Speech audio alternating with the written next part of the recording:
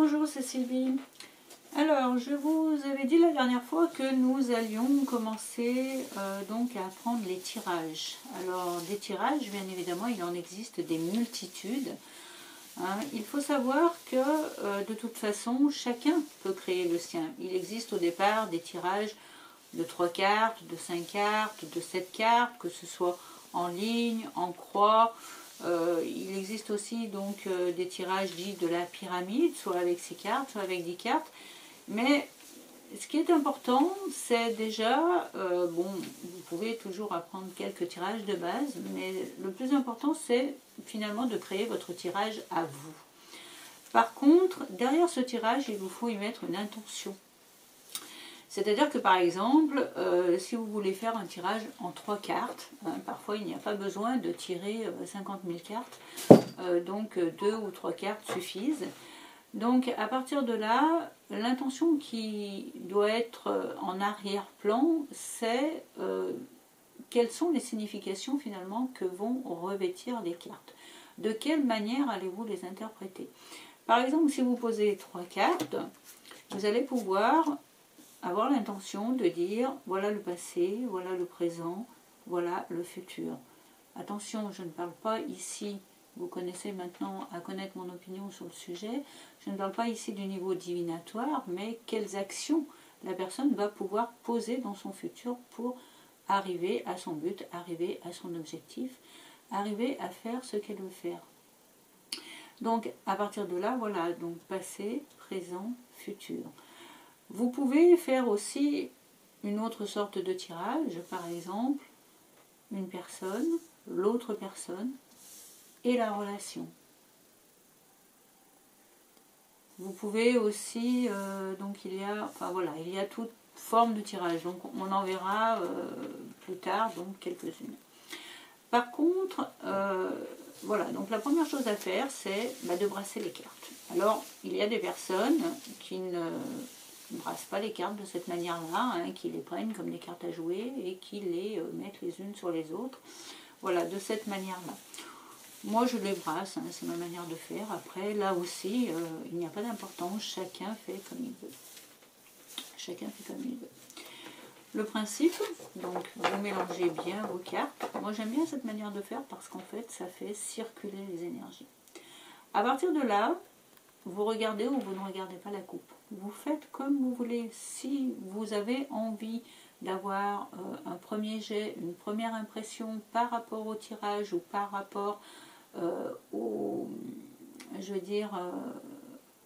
à la personne qu'il y a à ce moment-là en face de vous, de quelle manière se sent-elle, dans quel état d'esprit elle se trouve, donc vous pouvez faire une coupe avec la main que vous voulez, là aussi, l'histoire du cerveau gauche, du cerveau droit, bon, il y aurait beaucoup à dire sur le sujet, vous faites comme vous voulez, il n'y a pas de parti pris. Donc moi j'ai coupé, et qu'est-ce que je découvre? Je découvre la force. Donc la force, qu'est-ce que c'est? C'est une lame déjà avant tout de confiance, c'est une lame de force physique, de force mentale, de force spirituelle, de force aussi au niveau du cœur. Donc on est dans l'acceptation, on est capable d'accepter ce qui se présente.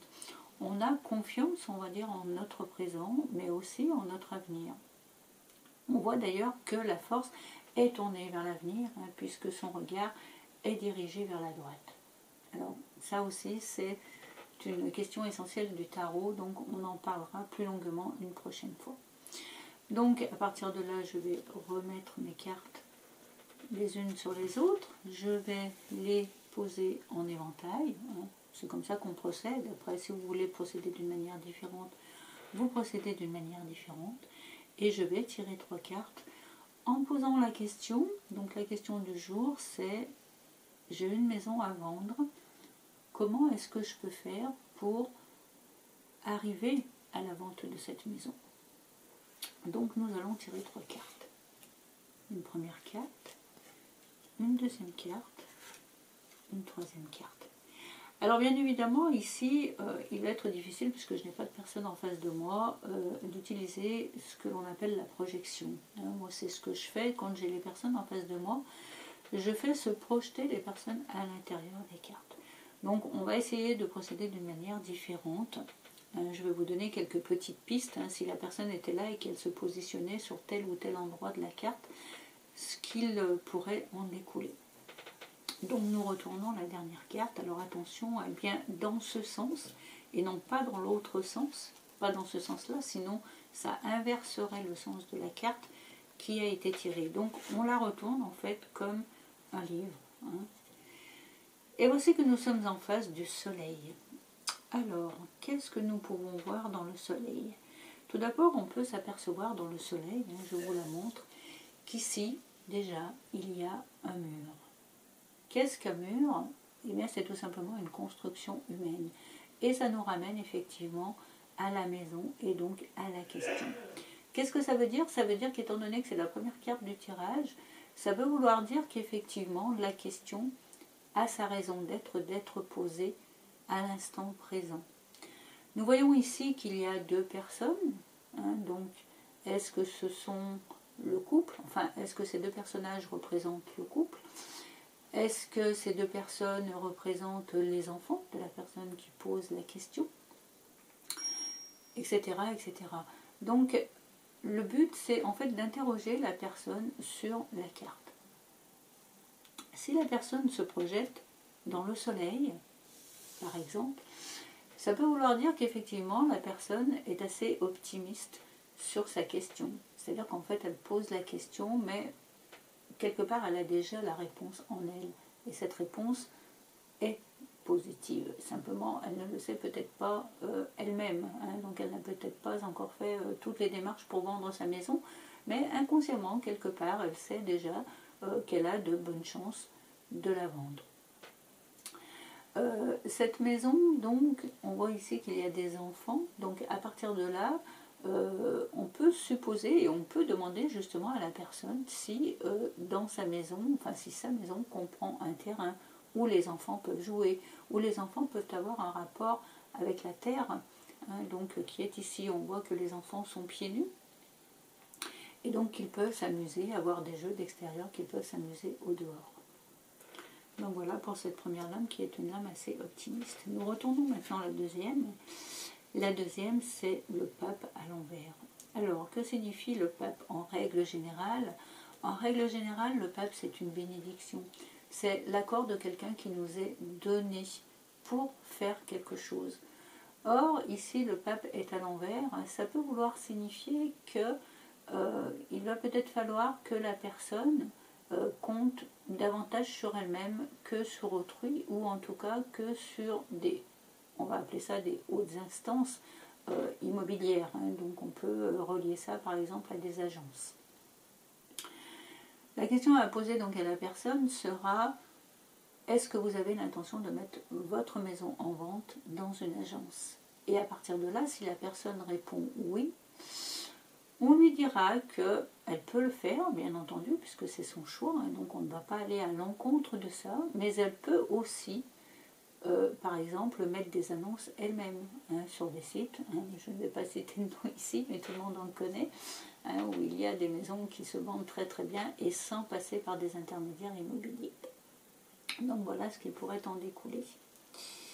Ensuite, nous retournons donc la dernière carte. La dernière carte, donc, c'est la justice.